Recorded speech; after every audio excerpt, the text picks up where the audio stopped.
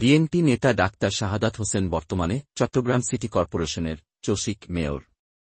তবে তিনি যে মেয়র হতে পেরেছেন তার জন্য অবদান আছে উপদেষ্টা হাসান আরিফের। তাই হাসান আরিফের প্রতি কৃতজ্ঞতার সঙ্গে অবদানের কথা স্বীকার করেছেন ডাক্তার শাহাদাত।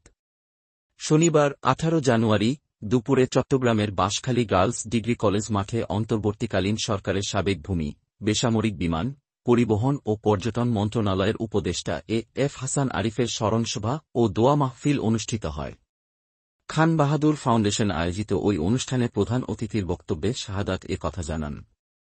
চসিক মেয়র শাহাদাত বলেন, বাংলাদেশের প্রখ্যাত আইনজীবী হিসেবে আমি স্যারকে চিনতাম। তিনি অত্যন্ত বিনয়ী ছিলেন।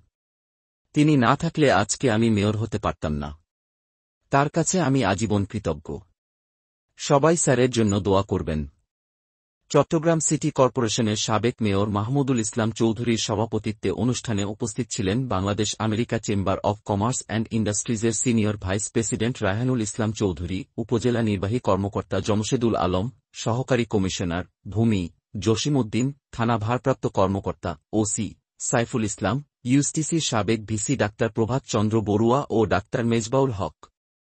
অনুষ্ঠানে আরও উপস্থিত ছিলেন উপদেষ্টা হাসান আরিফের ছেলে অ্যাডভোকেট মোয়াজ আরিফ।